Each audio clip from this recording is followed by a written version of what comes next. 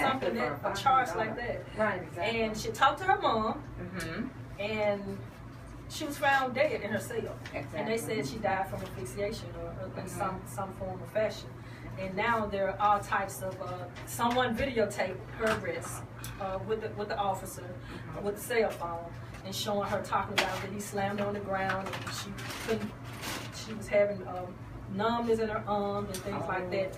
And it was another unarmed black man that was killed this week also. So with the police as well. So you have another 2 unarmed people dying in the custody or being arrested with police officers. And both of these are highly racially charged areas of our country. That's why we're talking about it. And now the sheriff, they say he did improper stop with her, and that he's been fired. Okay. The officer that arrested her and has a history of racial abuse and claims. So this is going to be real interesting how this panned out, and a lot of people were very upset, and they're protesting. Her family want answers, and this young lady also was a social advocate about police abuse. And she had a site called If I Die While in Custody. Hashtag. Wow. If I die in police custody, hashtag if I die. And it's trending all over. And I thought that was really sad. And for people, I think we have to learn how to deal with the police when you're pulled over. I think you have to know where you are. Yes.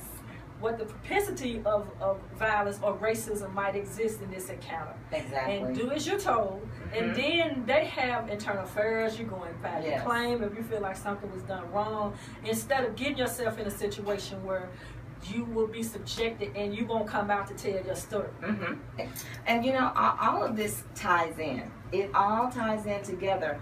Bullying, anger management, knowing how to control yourself, knowing how to communicate. Because when you don't know those things, you end up killing someone or getting killed yourself. Yeah. And you have to know how to deal with people. You really do. And we did a show on that actually, and we had a retired officer who told us exactly what to do if we were pulled over. And my sister and I were pulled over in Texas just 15 days ago.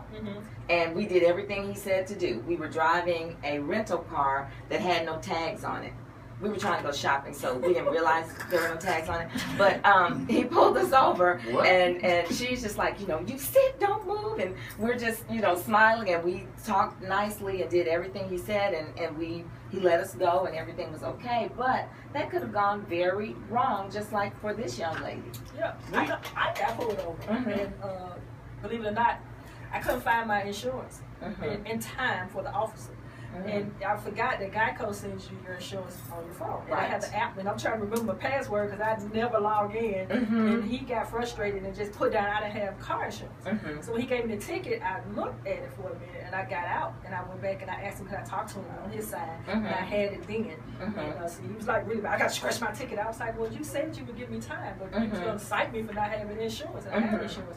And just being polite and professional, and ask for professional courtesy, even though I didn't get it, but I didn't, and I didn't think I did anything wrong that day when he pulled me over. Yeah, I never think I do either. But I did. But anyway, I took the ticket. I paid the ticket, and we moved on. And I didn't like it. I did not like it at all. But I definitely knew that it wasn't in my best interest to jump out that car and engage this man, because I don't know what he was going through. And people have to think about, everybody's going to say what you would do. If you were on the other side, you don't know what you would do. Right. Well, you have to remember them, the police and the citizen in the car. The events in our life shapes our history. And our history shapes our perception. And our perception shapes our emotion. And that's for every situation that we're in life. In a situation, just think about it. Events, history, perception, emotions. So if you have a bad history with police, off top, when they pull you over, it's on. And vice versa with the police dealing with male blacks, female blacks, white, black, it's on. So we have to remember those things, that no one has control of your emotion. You have Right. the ultimate control of your emotions, and we have to learn how to deal with and control our emotions in these situations that require attention. So. But then that would also require, though, being honest and truthful Uh-huh. about your history and what has happened to you and all of the experience that you've had. And that's why it's so important, you know, when we're having shows like this and we're having the hard conversations that people need to have. Absolutely. Because when you don't have them and you suppress all of that, That's good. then you get into some situation like that, That's good. and you didn't even know that you were feeling that way, and it all comes out There you go. at the wrong time with the wrong person. You're absolutely and correct. now you end up in a jail cell or dead, or somebody else ends up that way. So we all have to be open to conversations. I totally agree. Open to conversation. And one of the hardest fields to work in is public service. Yes. And you know, because you have to deal with everybody, and then you also you have to be supposed to be the professional when you're in that capacity.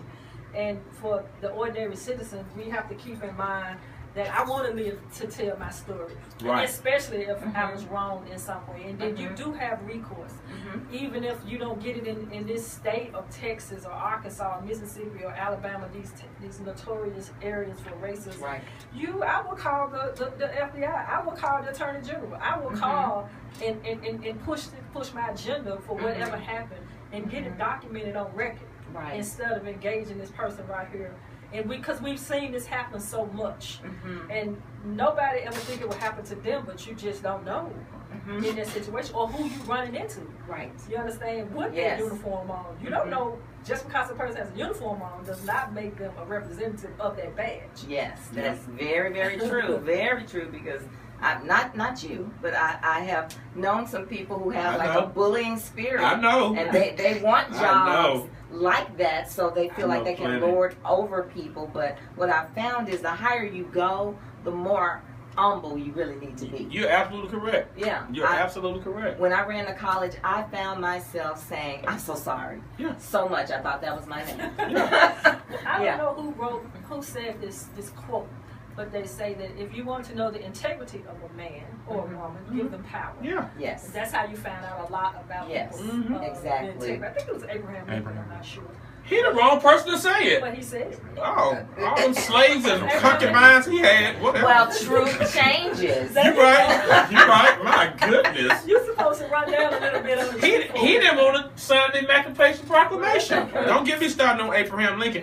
Let me give a shout out to the EEOC and the Title VII, the 1964 Civil Rights Act. All right. They added sexual orientation and was it sexual orientation and gender identity to that. So protecting the same gender individuals in the workplace. And I totally agree, because we fought for this ordinance here in the city of Memphis to protect city employees from discrimination on the job. And I believe a person should be given all the rights like all the other employers on the employees on the job, and should not be discriminated based on their sexual orientation or their identity. Well, I'm against oppression in any form. Absolutely. They're going to get their training up, because a lot of people going to get a lot of these municipalities in trouble. Sue them. Yeah. Yeah, Sue I them. mean, you just, everybody has the freedom to make all of the mistakes they want to make. Period. Everybody has that freedom. And the worst mistake is not to make a mistake. Exactly. Hello, somebody. You know, that is the beauty of life. The beauty of life is God gives us all the opportunity to make our own choices and mistakes. So you can't tell me how to live. Free will. Free will. Exactly. The first creation story. We got like 2 minutes. No, we have 3. So we're going to let you take a minute and get whatever you need to get out to your listeners on your new radio show. And I can't wait to join you August the 4th. Yes, you take it up by seconds. August the 4th is our very first show at 98.5 New Mix FM. Please go ahead and download your free app for the Android or the iPhone. And I look forward to talking with everyone. It's On the Couch with Dr. K. Our very first topic will be who pays the bills, and we're going to fully explore that topic on that day. And just thank you for letting me be here. And remember to tune in to 98.5 New Mix FM. That's Dr. K. Streeter. Remember, you tried to get Exactly. I don't have $20. Whatever. Okay, please register for our event on July the 27th, our common event, and I will talk about the true changes on that event. And I have some great information. And the person who pays the bill in my house is my Dr. Feelgood. Ow! Because I believe in traditional marriages. That means I can have concubines and property and wives. You're going way back. Baby, I could be a freak. I can be a freak in the morning. I'm playing. You got to admit it. I believe in the Bible. The holy traditional marriages. Do what the hell you want to do. I tried to beat him when he was little. Yes. But listen, we want people to know that we have a nonprofit. It's Relationship Unleashed, and we fight inequality by empowering the LGBTQ community, which is our mission. And if you're interested in donating, this is tax deductible. Please donate. Go to our website, relationshipunleashed.com, and we appreciate everything you do. We're trying to get out here and serve our community. That's what we do. And I want to say hi to my gorgeous wife. Hi, Sean. And hey, we've been together 6 years, and we're approaching our 2nd year in marriage. And actually, we negotiate on things like that. We have a great code in our home, so I would love to share with our listeners that we use. And we just thank everybody for supporting us, listening to us. Ms. Burns, we come to see you in a few minutes. And Dr. K, will you come back and we invite you? Yes, please. And if you need your grass cut, call my mother. She cut grass with no shirt, high heel shoes, Wrangler jeans, and Marlboro cigarettes with a baseball cap. I like my neighborhood. And a mustache. We'll be back next Saturday. Don't leave for us. Ow! Anybody want a child?